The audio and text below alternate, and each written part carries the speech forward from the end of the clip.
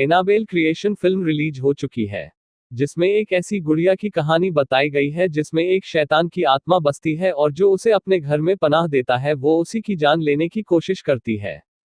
वैसे तो लोगों के दिलों में हमेशा से ये सवाल रहा है कि क्या नाम की चीज होती है, लेकिन इस दावे को सच करती है यह फिल्म जो एक सत्य घटना पर आधारित है और ये घटना हुई थी दशकों पहले अमेरिका में। हॉलीवुड में बनी चर्चित फिल्म द कंजरिंग के चौथे पार्ट एनाबेल क्रिएशन डरावनी फिल्मों में दिलचस्पी रखने वालों को अपनी ओर खींच रही है। ये चौथी फिल्म एक गुड़िया एनाबेल पर आधारित है, लेकिन आपको जानकर हैरानी होगी कि ये इस गुड़िया की कहानी सिर्फ फिल्मी नहीं है, असल में ये असल जिंदगी में भी लोगों की जिंदगी में डर और खौफ भर चुकी है।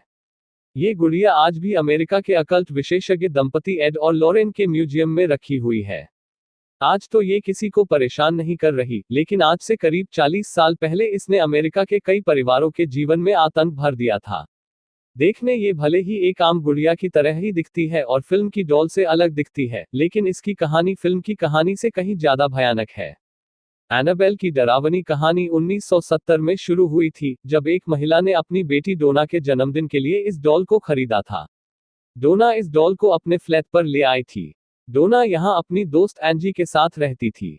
जैसे ही उन्होंने फ्लैट में कदम रखा, उन्होंने इस गुड़िया में कुछ अजीबोगरीब हलचल महसूस की। इसी घटना के बाद से ही उसकी हरकतें बढ़ने लगी, जैसे कि इस डॉल को डोना के बेड पर बैठाया गया, लेकिन वो एंजी के कमरे के बाहर बैठी मिली थी। लेकिन अभी तो ये शैतानी हरकतों की शुरुआत थी, अभी तो इसका असली आतंक सामने आना था।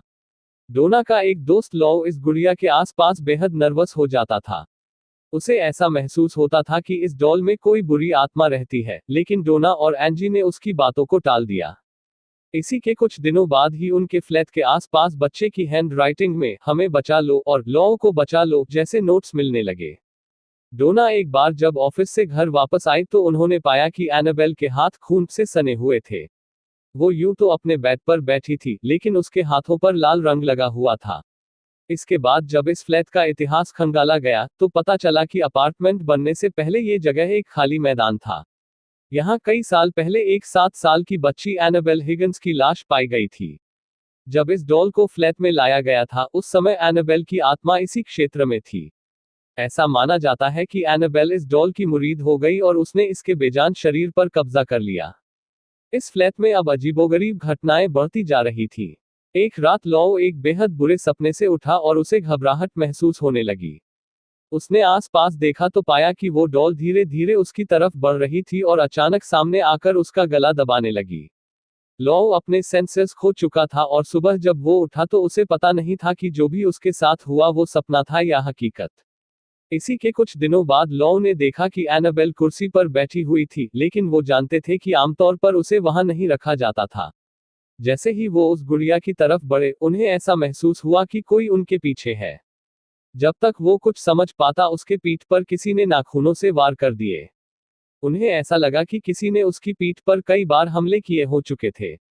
लॉ की पीठ पर 7 नाखूनों के निशान थे, लेकिन सबसे हैरानी की बात यह थी कि ये सभी निशान 2 दिनों में अपने आप ही गायब हो गए। वो सभी हादसे के बाद बेहद डर गए और उन्होंने इस मामले से निपटने के लिए एक पादरी मदद ली। लेकिन पादरी ने इस मामले में हाथ डालने से मना कर दिया और अकल्ट विशेषज्ञों से सलाह लेने की बात कही। इसके बाद डोना ने एक अकल्ट विशेषज्ञ दंपति से संपर्क किया और वो थे एड और लॉरेन। ये दोनों ही पति पत्नी थे। उन्होंने बताया कि बेजान वस्तु होने के बावजूद एनाबेल की आत्मा इस गुड़िया से जुड़ चुकी है, इसलिए ये डॉल एक रहस्यमयी और भयानक डॉल में तब्दील हो चुकी है। एड ने इस फ्लैट को अपनी पूजा पाठ से पवित्र किया और उसके बाद उस गुड़िया को लेकर अपने घर ले गए, जहां उन्होंने उसे अपने म्यूजियम में रख दिया। कुछ ही दिनों बाद एक पादरी एड के घर आया। उसने जब इस गुड़िया के बारे में सुना तो वो इसके पास पहुंचा और कहा कि तुम किसी का कुछ नहीं बिगाड़ सकती, और उसका मजाक बनाने लगा। लेकिन इस घटना के बाद एड को एहसास हो गया था कि पादरी को उस गुड़िया के बारे में ऐसा नहीं कहना चाहिए था। पादरी के जाने के थोड़ी देर बाद ही एड को एक फोन आया। दूसरी लाइन पर वह पादरी ही था और वो बेहद डरा हुआ था। उसने बताया कि उसकी कार का ब्रेक फेल हो गया था और लेकिन किसी तरह वो अपनी जान बचाने में कामयाब रहा। लॉरेन वॉरेंस अपने म्यूजियम में। वे कभी इस गुड़िया की तरफ नहीं देखती है। एड समझ चुके था कि ये मामला बेहद गंभीर है। उन्होंने कुछ खास प्रार्थनाओं के जरिए इस डॉल को एक ग्लास बॉक्स में रखकर बंद कर दिया। उसके बाद से ही वो डॉल इस म्यूजियम में रखी हुई है, लेकिन कहानी यहीं खत्म नहीं हुई थी। एड की पत्नी लॉरेन का मानना है कि आज भी अगर इस गुड़िया का कोई मजाक उड़ाने की कोशिश करता है तो ये गुड़िया उन्हें जिंदा नहीं छोड़ती है। इस म्यूजियम में पहुंचे किसी व्यक्ति ने भी एक बार उस गुड़िया का मजाक उड़ाया था और कुछ ही देर में उस आदमी की सड़क हादसे में मौत हो गई। साल 2006 में एड का देहांत हुआ था, लेकिन उनकी पत्नी आज भी इस गुड़िया की तरफ नहीं देखती हैं क्योंकि वे इससे बेहद नफरत करती हैं।